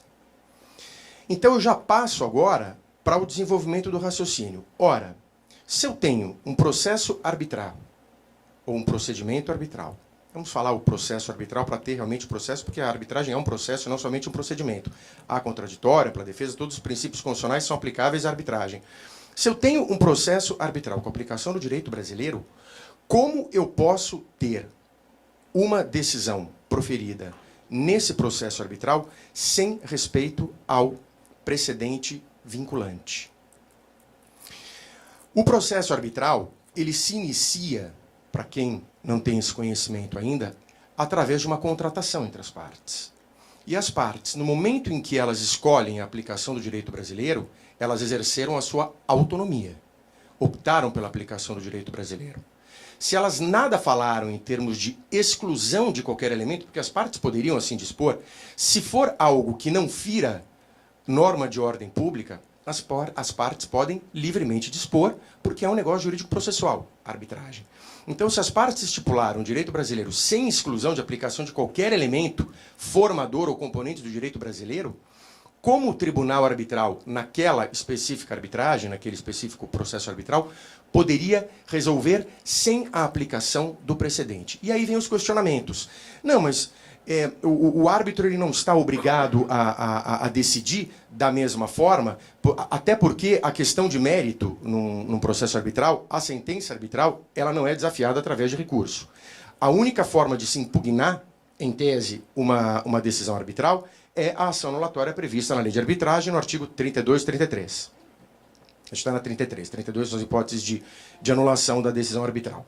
Então, a única forma é a anulação. Como é que pode o árbitro, então, estar obrigado a decidir no mérito da mesma forma que foi já decidido na jurisdição estatal? Eu, como advogado militante há 30 anos e agora um maior estudioso do direito em termos acadêmicos, eu não consigo pensar a arbitragem sendo uma bolha no direito. Ela tem que andar de mãos dadas com o direito como um todo. Então, de novo, as partes pediram aplicação do direito brasileiro, já houve uma decisão formada, ou em recurso especial repetitivo, formou uma tese jurídica, ou adotou uma tese jurídica, exemplificativamente, no que diz respeito à representação de acionistas em assembleias de sociedades anônimas. Porque, fazendo um parênteses aqui, muitos dos que refutam a aplicabilidade ou a obrigatoriedade dos precedentes vinculantes no processo arbitral dizem, mas isso é uma questão meramente acadêmica. Aí eu volto para quando eu era advogado, eu falava, mas isso é uma questão meramente acadêmica, mas ela é importante para o direito, tá? Importante para o direito. Eu falo, então, pessoal, pode ser só uma discussão acadêmica, mas ela é importante para o direito. E há situações em que realmente nós temos, em processos arbitrais, objeto discutido pelas partes que já foi objeto de diversas discussões no judiciário. O que eu quero dizer, aquelas teses consagradas em recursos repetitivos, em IRDR e IACs, eles podem também vir a ser discutidos em processo arbitral. Não é somente uma questão de uma tarifa que foi descontada pela empresa de telefonia, que é objeto de recurso repetitivo. Não, nós sabemos que há grandes discussões, ou discussões jurídicas de muito maior complexidade, que são discutidas em sede de recursos repetitivos a formar precedentes vinculantes pelo sistema do Código de Processo Civil. Essa discussão, trazida ao procedimento arbitral, ao processo arbitral, ela deve ter a mesma forma de decisão. Eu conversava com um árbitro, que foi até sócio meu ano passado, ele leu o meu livro, e ele falou, nossa, os absurdos que você escreveu, eu não sei nem como é que nós pudemos ter sido sócios. Eu falei, exatamente, nós já fomos sócios, não somos mais. Então, esses absurdos eu não pude escrever lá atrás. Por quê? Porque na cabeça dele, ele falou, mas Márcio, como é que pode um tribunal arbitral formado, no caso dele, ele exemplificou, um tribunal de 3 árbitros, terem de pensar da mesma forma que o judiciário já pensou? Eu falei, querido, mas isso é o nosso sistema legal. Como é que a arbitragem pode correr, pode nadar contra o sistema? Como é que as partes, no momento de levarem as suas questões a determinada jurisdição, porque aqui faço outro parênteses, me parece não haver mais muita discussão, pelo menos aqui no Brasil, sobre a natureza jurisdicional da arbitragem, muito embora a professora Tereza Mãe discorde, ela entenda que não seja, a professora Arruda Alvim entenda que seja uma quase jurisdição, fato é que, no meu entendimento, e na maior parte da doutrina, é realmente jurisdição. Como é que pode a jurisdição arbitral, a jurisdição privada, a contratada, ir contra tudo aquilo que o nosso sistema já decidiu? Então, para mim, a resposta é sim, os precedentes vinculantes, eles são vinculantes no procedimento arbitral, uma arbitragem de direito com aplicação do direito brasileiro. E quais são as consequências pela não aplicabilidade do precedente? Você, por favor, me cutuca para eu parar, tá, Fernanda, por favor. E quais são as consequências da não aplicabilidade do precedente vinculante no processo arbitral? Pessoal, aqui, quando eu falo da aplicação, suponhamos, e vou exemplificar, suponhamos que a parte apresenta a sua petição para o tribunal arbitral e especifica, tribunal, existe um precedente aplicável a esse caso. O precedente foi formado em sede de recurso repetitivo lá no STJ. No momento em que o tribunal arbitral der a sua decisão, ele tem de, no mínimo, no meu entendimento, falar sobre esse precedente e dizer se sim ou se não. Se ele é aplicável ou se ele não é aplicável. E por quê? Isso, para mim, é uma decisão satisfatória num procedimento arbitral. E, a partir do momento que o tribunal arbitral assim decida, em termos de forma, no meu entendimento, as partes simplesmente têm que estar satisfeitas com essa decisão, porque foi o tribunal que foi escolhido por elas. Se, no entanto, uma das partes, ou ambas as partes, falar no tribunal, há um precedente vinculante aplicável nesse caso. O tribunal fala, não tem aplicabilidade, eu não tenho que me subsumir a precedente vinculante nenhum, eu não tenho hierarquia, ou eu não tenho nada a ver com o judiciário, estou absolutamente destacado do judiciário. Nesse caso, no meu entendimento, há nulidade nessa decisão arbitral. E por que a nulidade? Porque a lei de arbitragem, ela prevê como hipóteses de anulação de uma decisão arbitral, de uma sentença arbitral, a falta de fundamentação dessa decisão e a a decisão que for proferida fora da convenção de arbitragem que foi contratada entre as partes. Ora, raciocínio nada mais do que lógico, né? Se as partes contrataram a aplicação do direito brasileiro, o direito brasileiro é a pauta de conduta é formada por princípio, jurisprudência, lei, precedentes vinculantes, súmulas vinculantes, uma vez não aplicado o precedente vinculante e não adotado aquilo até que foi mencionado pelo Douglas, a teoria da distinção, porque o tribunal pode falar, tomo esse precedente, porém ele não é aplicável a esse caso, por isso. Aplica a teoria da distinção. Está perfeito. As partes sentam e choram. Nada mais a fazer. Porém, se não fez, efetivamente há a falha. E, havendo nulidade, no meu entendimento, isso desafia o quê? Isso possibilita o ajuizamento de uma ação anulatória da decisão arbitral. Já quero aqui colocar algo para vocês pensarem. Não vi ninguém... O Barioni escreveu sobre a questão dos precedentes vinculantes também, no que eu me baseei muito para escrever minha dissertação de tese, mas ele, junto com o Lucon, né, Rodrigo, eles não entraram nesse tema. Jorge Abud, no que eu vou falar agora, Jorge Abud também escreve sobre os precedentes vinculantes, todos eles são favoráveis à aplicabilidade dos precedentes vinculantes na arbitragem ou obrigatoriedade da sua aplicação, porém, a consequência, vocês são pela anulatória também, né, se não me engano. Jorge Abud acho que não, mas o que eu coloco para vocês pensarem, e ainda não vou terminar, vou falar só mais uma coisinha depois, seria cabível a reclamação contra essa decisão? E até hoje eu só tomei sapatada. Eu só tomei sapatada no que diz respeito, porque, por enquanto, e eu não vou formar a minha convicção aqui, porque agora eu parto para os meus estudos de doutorado, que é exatamente meios de impugnação das decisões arbitrais. Mas por que não caberia a reclamação? Ora, STJ entende conflito de competência entre se um tribunal arbitral diz que não é competente para aquela matéria porque não haveria arbitrabilidade da questão. Vai para o judiciário diz, eu também não tenho, conflito de competência negativo. Já está pacificado no STJ que há conflito de competência. Ministra Isabel Galotti, muito embora entenda que não haja jurisdição na arbitragem, ela entende que é caso de conflito de competência. Eu não consegui entender muito bem o raciocínio dela. Mas, de qualquer forma, ministra do STJ, eu tenho que respeitar. Mas, para ela também é conflito de competência. Todos entendem que é conflito de competência. A lei de arbitragem prevê o árbitro equiparado ao juiz para fins de lei penal ou até para o procedimento arbitral, o árbitro ele é equiparado ao juiz. Outra questão também, não há, eu vou terminar, há a possibilidade de ajuizamento de reclamação contra agentes administrativos, como já foi inclusive mencionado, acho que pelo Fábio Monerá. E por que não haveria, então, a possibilidade de ajuizamento da reclamação contra uma decisão arbitral que não respeita um precedente? Se nós falamos de jurisdição, nós falamos, muito embora de jurisdição, o STJ entenda que ele tem como definir a competência se é da arbitragem ou do judiciário, se agentes administrativos são objeto de reclamação, por que na arbitragem nós não teríamos? Então, realmente, a pergunta para esse item é, para mim, sem sombra de dúvida, sim, são obrigatórios os precedentes vinculantes. Muito obrigado pela atenção de todos. Muito obrigado. Agradeço ao professor Márcio.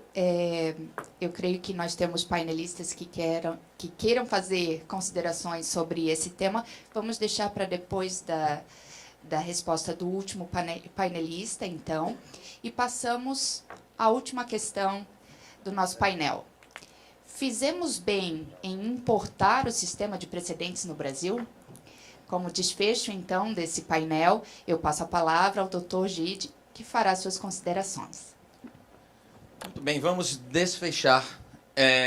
Todos aqui, olha que painel lindo, todos cumprimentando a presidente da mesa, a doutora Fernanda Cel, agradecendo e congratulando o Pedro Miranda pelo belíssimo congresso, e todos, ao final, fazendo a reverência à professora Tereza Alvim, que é uma pessoa maravilhosa, uma das maiores processualistas do mundo e orientadora de todos nós. E dá uma pingadinha, uma referência à plateia, Ana Marcato, o Alexandre, Luciano, Rodrigo.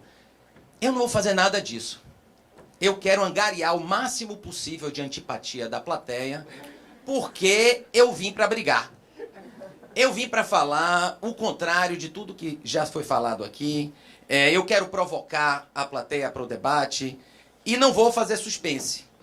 Não fizemos bem em importar o sistema de precedentes no Brasil. É difícil falar sobre o tema, não somente porque é quase politicamente incorreto falar sobre isso, né? Tem muita coisa para dizer, é um tema muito complexo, mas a verdade é que há uma verdadeira histeria no Brasil sobre o tema da incerteza, da insegurança jurídica. Eu não vejo nada disso e nós achamos que vamos resolver o problema da insegurança jurídica no Brasil, que fica meio confuso com a insegurança geral que existe, né? E a gente acha que a gente vai resolver isso com o problema dos precedentes. Além disso ter virado, estranhamente, coisa de processualista. Porque isso deveria ser um tema de teoria geral do direito, mas virou coisa de processualista. Roubamos esse tema do direito. Virou, né, coisa nossa. Eu vou tentar explicar o que eu penso em 3 temas. Estou falando aqui e fico sem querer dirigir os olhos à professora Tereza Alvim para não ver a ira do processo civil brasileiro refletido nos brilhantes e azuis olhos da professora. A primeira observação que eu quero fazer é o seguinte: o brasileiro adora olhar para o sistema do common law e invejar a coerência, a uniformidade, a certeza, a segurança jurídica, a previsibilidade do sistema de precedentes. É verdade que uma vez que a Suprema Corte, vamos falar aqui dos Estados Unidos, mas qualquer outro país, é verdade que uma vez que a Suprema Corte dos Estados Unidos decide uma questão, todo mundo obedece? Obedece. É verdade. Isso é seguro? Isso é previsível? É seguro.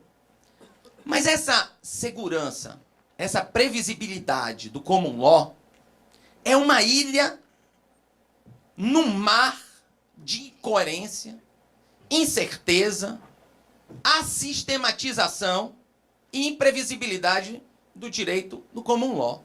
Você pergunta ao advogado americano: posso fazer isso? Não sei. Não sei. As normas e os precedentes, normas escritas e precedentes do direito do common law, são emitidos de uma forma ampla.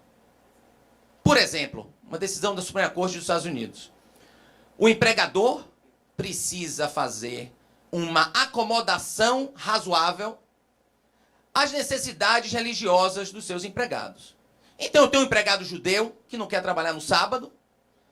Isso é uma acomodação razoável? Eu não quero trabalhar no sábado. Depende. Se eu tenho uma loja que funciona todos os dias, claro que é razoável a pessoa não trabalhar no sábado, vem no domingo. Que tem um monte de gente que não quer vir no domingo. Mas se eu tenho um bar que funciona sábado e domingo, eu tenho que dar essa acomodação ao empregado? Não sei. Não vou dizer nem que sim, nem que não. Perguntar ao advogado americano, ele vai dizer que não sabe.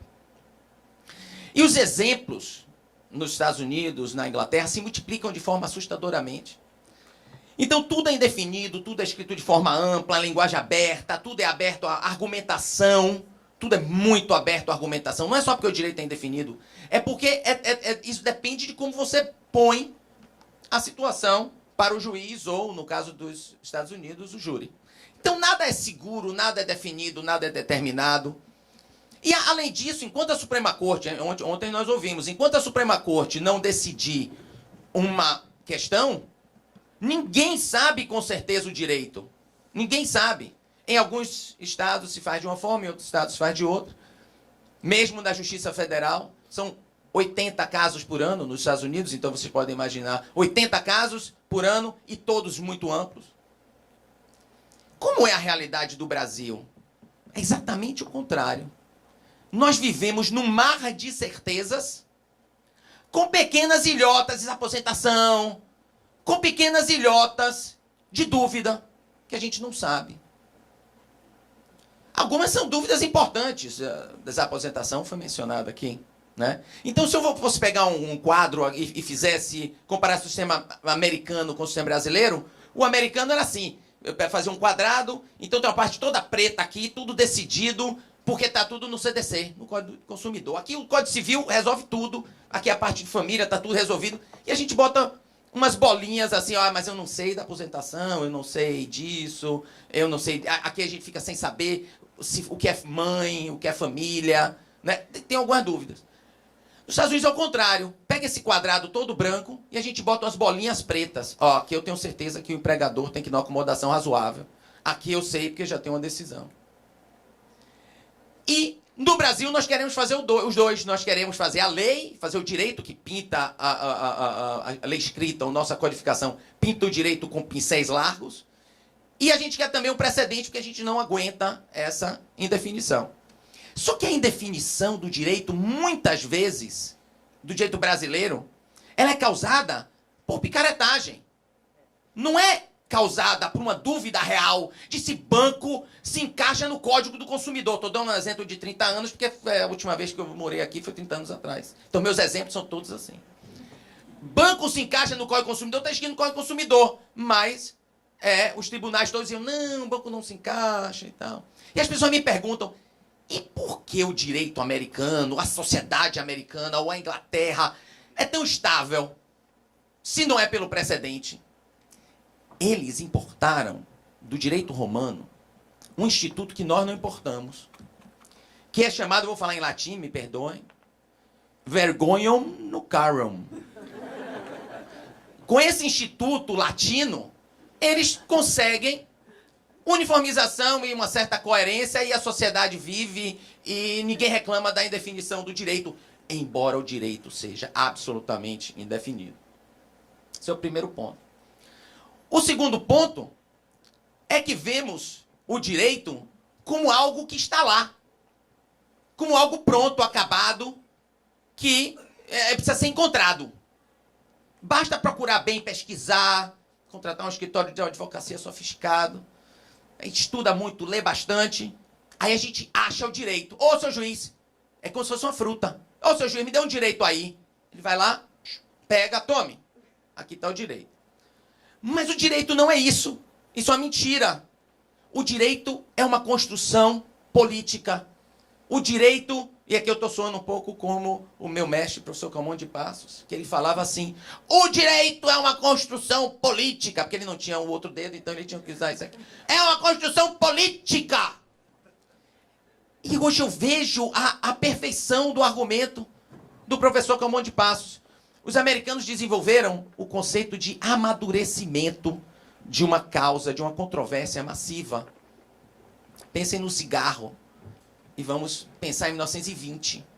Ninguém nem sabia que cigarro causava câncer. Os médicos iam para a televisão, faziam propagandas de jaleco, dizendo que esse cigarro faz bem para a sua tosse. Se vocês forem no YouTube, pegarem propaganda, vão ver advogado dizendo, fume Marlboro porque faz bem para a sua tosse. Tem uma pessoa tossindo, fume esse que a sua tosse melhora, né? Aos poucos foi se descobrindo que cigarro causa câncer, que cigarro vicia. Até hoje não está comprovado cientificamente que cigarro vicia. Imagina em 1980, uma pessoa pensar, vou propor uma ação contra Souza Cruz porque meu pai morreu de câncer. Ele falou, porque quis. Problema dele. É uma droga lícita. Aí você vai vendo as decisões, o amadurecimento das decisões. Não se sabe dos fatos, não se ainda definiu o direito. As pessoas nem pensavam em propor uma ação, começaram a pensar e não propunham, propuseram as primeiras e perderam. Perderam, vem uma pessoa, ganha. Eles perdem, ganha, perde, ganha. Até o momento, pense no amianto, até o momento em que a questão se estabelece. Isso leva várias gerações. Eu estava dando uma aula no TRT, da nona região, e um amigo, um palestrante, o Sérgio Arenhart, que deve estar aqui, eu acho. Ele levantou uma dúvida sobre empregados domésticos. Então ele estava irado. Ele disse, liguei para o sindicato, mas eu não achei que o sindicato tinha entendido a minha pergunta. Eu precisava saber se eu pagava para minha empregada ou não uma coisa. E aí ele dizia, pô, eu quero uma solução. Qualquer que seja. É o que a gente fala. Decida de um jeito ou decida de outro. Discorde da maneira do juiz, mas pelo menos o juiz decidiu. É verdade que o povo prefere que o juiz decida contra, desde que decida? Isso é uma frase retórica. Eu prefiro 1000 vezes que 300 mil aposentados consigam a desaposentação, 200 mil não consigam. Eu prefiro explicar para os meus clientes, ó, cabeça de juiz, bunda de criança, sabe como é que é? Eu prefiro do que dizer para todo mundo, ó, todo mundo perdeu. Essa coisa de dizer assim, qualquer decisão que seja, eu quero a decisão, vamos engessar. Eu não consigo entender. Então, eu acho que o que a gente está fazendo é suprimindo o primeiro grau de jurisdição. Muita gente vai discordar, está suprimindo. Que é no primeiro grau que o direito nasce, não é no segundo grau que o pessoal mais sabido, mais velho, mais inteligente acha o direito fácil porque eles são experientes. Tá? Não, o direito nasce no primeiro grau. E a gente está suprimindo o desenvolvimento do direito e levando a uma decisão precipitada, fazendo um curto-circuito no desenvolvimento do direito. E se eu tiver mais um minuto, eu vou falar sobre o meu terceiro ponto, que é para a gente lembrar o que é que aconteceu, como foi que isso aconteceu, como foi que a gente chegou a esse sistema inseguro, que a gente não sabe nada do direito, eu não aguento mais. Como foi que a gente chegou? Se a gente for ler a literatura, na época que eu estava na escola, né, alguns anos atrás, uma década atrás, a gente vai se lembrar que os juristas eram contra as normas rígidas, contra as normas formalistas. A nova onda era das normas abertas, para deixar liberdade para o juiz adaptar a lei às necessidades do caso concreto. A gente reclamava qual foi a palavra que foi usada aqui? Do congelamento, do engessamento. E eu falo isso com muito, não é uma crítica pessoal, porque quando ele falou tem que engessar mesmo, todo mundo, tem que engessar mesmo, tá muito fácil, tá muito flexível. Então, nós queríamos exatamente desengessar o direito 30 anos atrás, e agora que a gente obteve essas normas menos rígidas, mais modernas, mais amplas, a gente reclama porque agora está na dúvida. Não sabe o conceito de mãe, não sabe o conceito de família, não sabe se pode se aposentar, né? Veja, olha a esquizofrenia que a gente está vivenciando. Lembra das palestras de ontem? Né? O código é super aberto, super amplo, adaptabilidade, flexibilidade, né? Daqui a pouco vai todo mundo reclamar. Ih, muita adaptabilidade, muita flexibilidade, eu quero congelar. O código em si, ele é aberto. O código, ele é flexível. Ele permite adaptação, né? Será que a gente não tem memória? Será que a gente não sabe o que a gente quer? Eu vou dar um exemplo bem rápido. Imagine a ação declaratória de constitucionalidade. Há uma lei que diz o casamento é somente entre homem e mulher. Vamos ignorar, no momento, a questão política de se o casamento gay é bom ou é ruim. Não é isso que eu quero discutir. 2000 ou 1995, casamento entre homem e mulher. Ação direta de constitucionalidade, o Supremo diz, claro, sempre foi, sempre vai ser, nunca vai mudar. Deus que quis, né? É assim. Uma lei declarando constitucional uma norma que proibia o casamento gay. Vocês não percebem que isso seria um curto-circuito no desenvolvimento do direito e perderíamos 2, 3 gerações para, se alguém vai discordar que é evoluir, mas para evoluir, eu não tenho dúvida nenhuma de que em 1995, houvesse uma decisão de um precedente vinculante que o casamento gay era proibido, ia congelar, engessar o desenvolvimento do direito por 2 gerações. Então, como eu civei, como eu quero aqui para concluir mesmo, esse não é um jogo sem ganhadores e perdedores. Tem quem perca e tem quem ganhe. Não é assim, para parafrasear Dilma, se não ganhar e não perder, não vai ganhar nem vai perder. Não é assim, não. Esse jogo tem ganhadores específicos e tem perdedores específicos. Tudo em direito tem ganhadores. Raramente a gente vai encontrar uma situação em que todos ganham ou que é aleatório. E quem é que vai perder com isso, com esse curto-circuito do desenvolvimento do direito? A sociedade, o consumidor, a minoria, a mulher. Eles, o gay, eles é que vão perder com o curto-circuito no... e quem vai ganhar? As grandes empresas e o Estado. e com essa conclusão antipática, que a antipatia fez parte de toda a evolução desse pensamento e dessa apresentação. Com isso eu encerro, agradeço a todos, muito obrigado. Muito obrigada, doutor Gide. O doutor Pedro me mandou uma mensagem dizendo que, como o nosso painel começou um pouquinho atrasado, nós teríamos mais 10 minutinhos para encerrar esse painel. Então, diante desse tempo que nos foi dado, eu darei 2 minutos para cada um dos painelistas, se quiserem fazer algum encerramento, e vamos fazer na ordem com que vocês responderam os questionamentos, pode ser? Passo a palavra, então, para que em 2 minutos o professor Isaí faça as suas considerações finais. Fernanda, obrigado novamente. Serei bem breve, né? Fernanda, seguindo aqui, eu fiz vários questionamentos, mas alguns apontamentos eu não posso me furtar de falar, né? Professor Lamy, quando eu falo ali da questão do engessamento, eu faço uma crítica ao engessamento porque quando eu vejo a aplicabilidade de um precedente repetitivo, propriamente falando, eu vejo isso como uma estabilidade da decisão judicial. E quando eu faço a crítica ao engessamento, porque o engessamento do direito não pode ocorrer, o direito está em evolução, né? O fato superveniente, com o advento de uma legislação, vai fazer com que aquele precedente possa ser revisto. Por isso que a gente tem os institutos ali do overruling, que é a superação do direito, assim como o magistrado também tem a figura do distingue-se diante de um caso concreto, né? Então, eu faço essa distinção entre instabilidade e engessamento, no sentido de que o engessamento do direito, propriamente falando, não pode ocorrer, porque ele está em constante evolução, viu, professor Lamy? Mas agradeço as considerações também.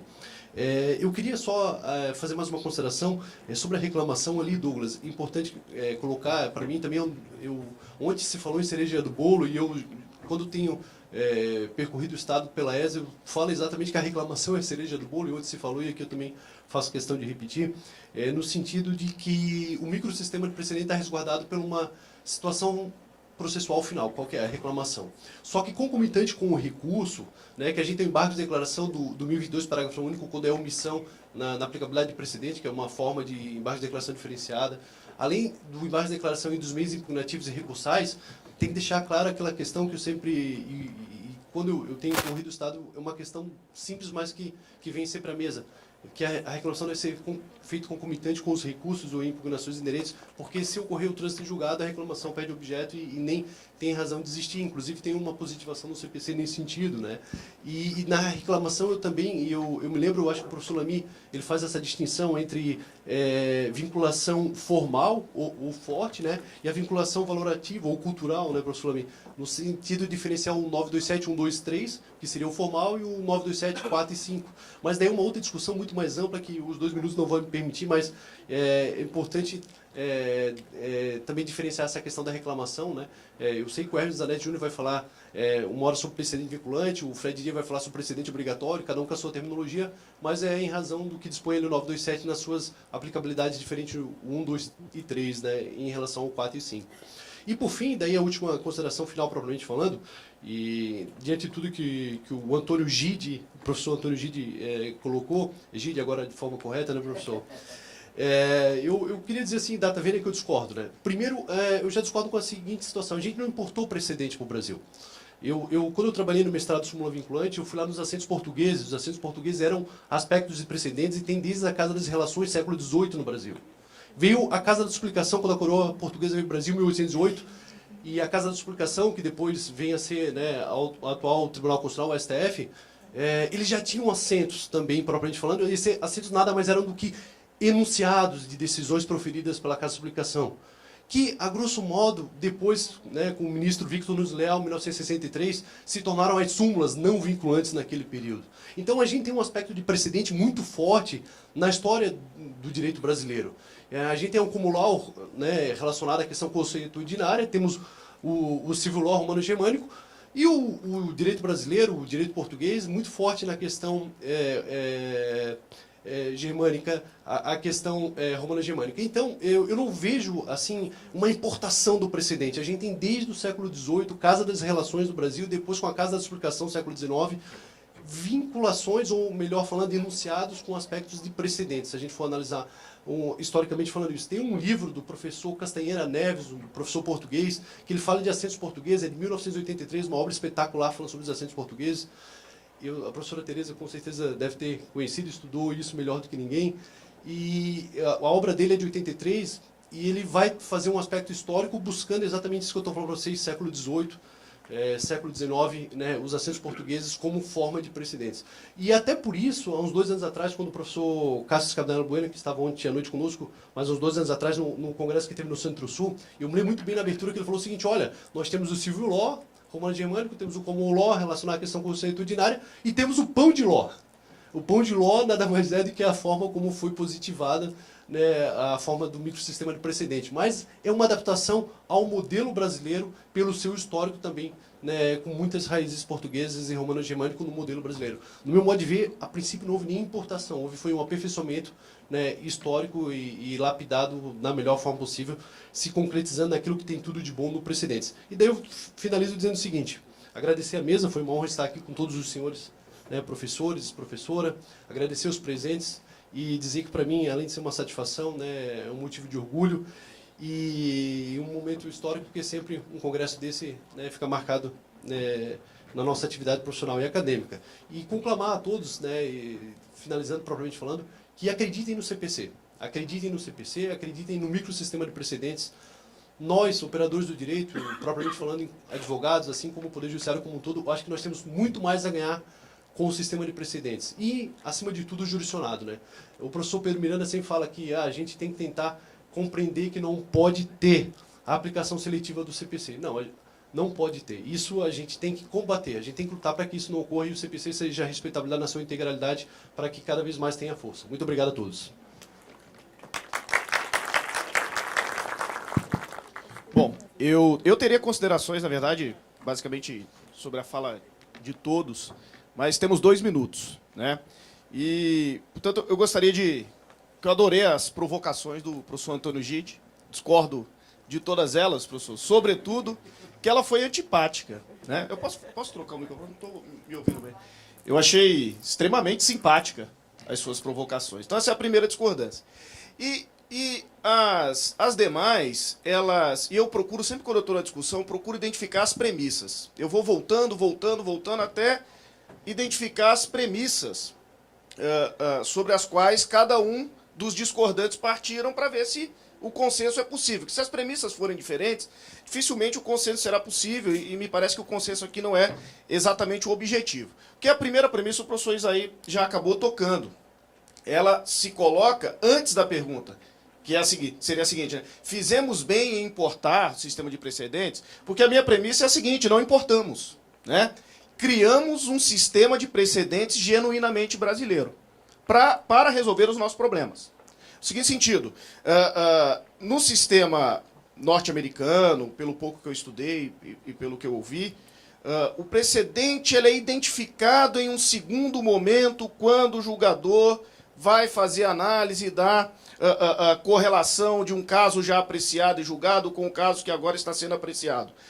Não foi exatamente isso que fizemos no Brasil. Ou melhor, o sistema do Código ele criou no Brasil métodos, procedimentos de formalização de teses consagrados pela jurisprudência, sendo que essas teses elas precisam ser obrigatoriamente observadas. E percebam que essa questão ela volta-se a resolver os nossos problemas, porque o que vivemos aqui, professor, e não são, enfim, 2 ou 3 casos, são muitos casos que geram muitos processos e eternizam discussões, criou um sistema caótico.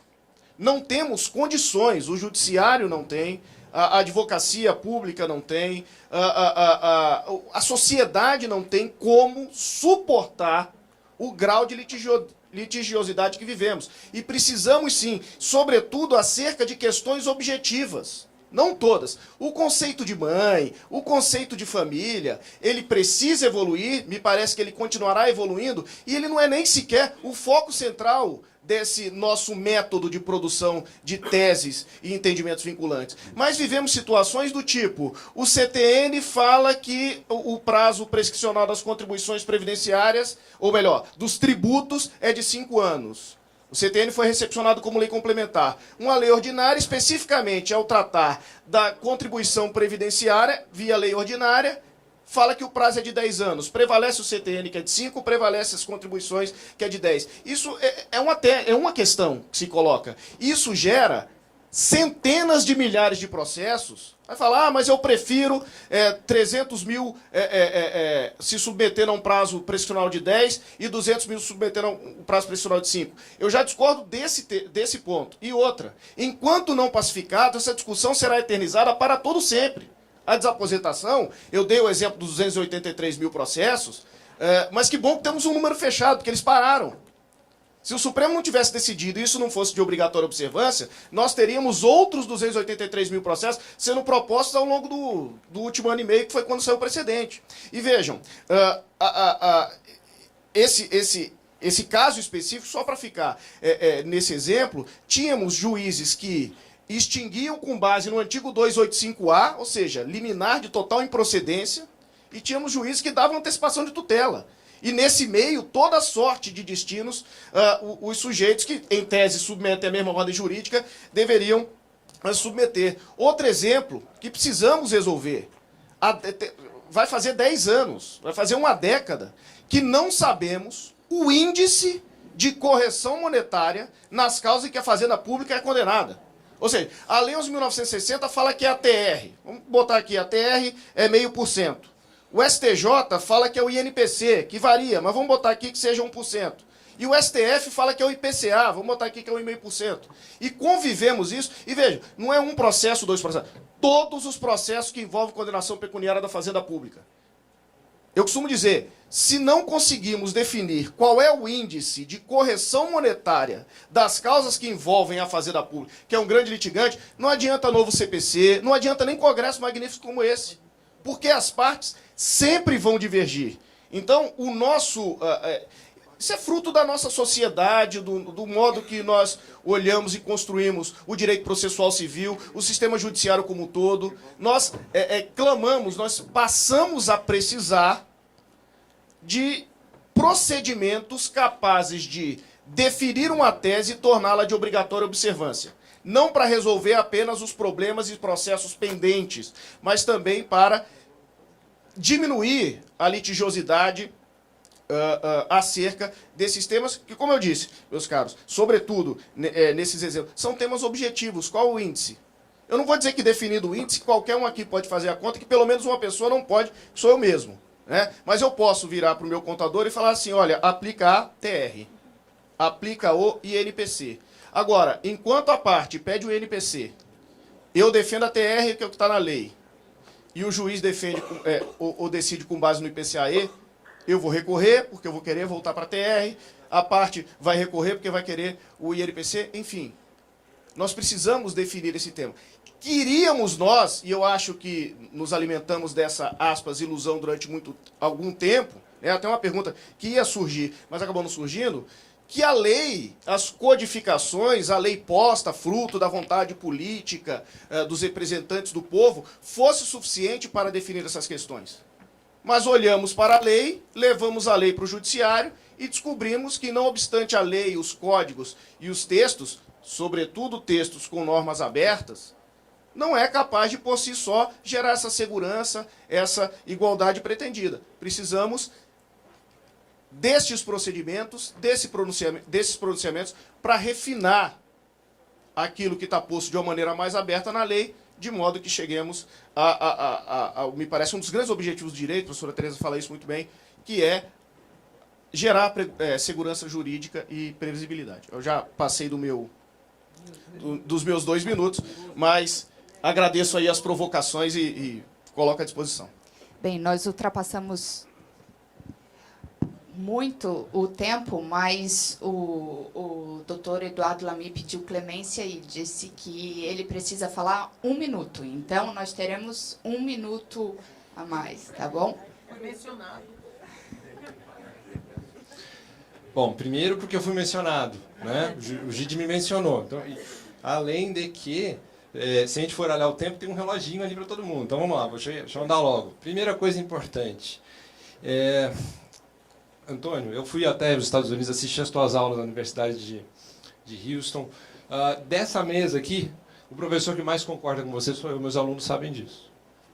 né? Então, na verdade, às vezes uma afirmação específica não mostra bem o que a gente pensa com relação ao sistema de precedentes. Mas o que eu acho mais importante com relação a isso é que a gente tem uma distinção entre o que o Código fez com relação ao sistema de precedentes, o que o Código trouxe para o Brasil, e a gente pode criticar a maneira como ele fez, e eu critico sempre, acho que tem uma série de coisas erradas. A gente não tem, nem na doutrina e nem pelo Código, a gente não tem uma definição com relação à questão de precedente, não com relação à questão de efeito, com relação a marcos teóricos, com relação... A gente não fala a mesma língua. Se você realmente estuda o tema, a quantidade de divergência é tão grande, então é uma coisa muito complicada a partir do que o Código fez. No entanto, nós precisamos muito da cultura, e eu posso te dizer que, especialmente nos últimos 30 anos, e esse que é o ponto central, nos últimos 30 anos, o que a gente está tentando, e não é só nos últimos 30 anos, é sempre, mas especialmente o que você falou com relação ao tempo que você saiu do país, o número de esforços que a gente tem no Brasil para poder fazer com que a gente tenha, assim, e desenvolva, assim, modelos que tenham vergonha na cara, modelos de circunstâncias institucionais em que a gente consegue fazer com que o país funcione, trabalhe. E eu trabalho hoje com compliance. Eu podia te descrever alguns casos, Unimed de Belo Horizonte. É um caso sensacional, um modelo para o país. Empreiteiras. O Brasil precisa hoje ter empreiteiras que não recebem propina, não pagam, não intervêm na eleição. E tem, gente. Tem modelo para isso. E a gente está construindo circunstâncias assim. Então, o ponto é, quando eu tenho uma intenção de utilizar por meio do sistema processual, de fazer com que, de uma forma ou de outra, a gente possa trabalhar a cultura, as pessoas fazem aquilo que elas têm à disposição. Se a gente pôde fazer isso através do sistema de precedentes, ótimo. Então, por mais que eu critique o sistema de precedentes, eu tenho que reconhecer o problema. E eu tenho que reconhecer que, sim, como disse muito bem o Monerá, como falou muito bem o Isaías, nós temos um problema sim, porque o STJ decide uma coisa de manhã, outra coisa à tarde, outra coisa à noite, e depois no dia seguinte decide de novo. E às vezes a mesma turma respeita o mesmo tema no mesmo julgamento. Nós não somos palhaços.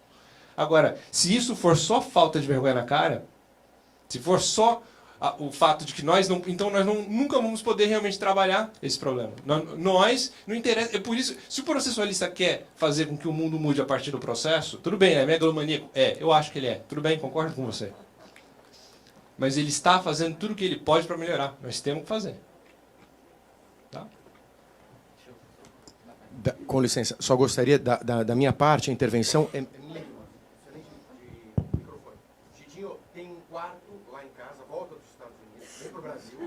Tem um quarto em casa em São Paulo, um quarto em casa em Curitiba. Vem viver esse sistema. Para ver se você, de repente, não muda de ideia. É o convite que eu te faço. É o debate que te leva. Já tem onde morar.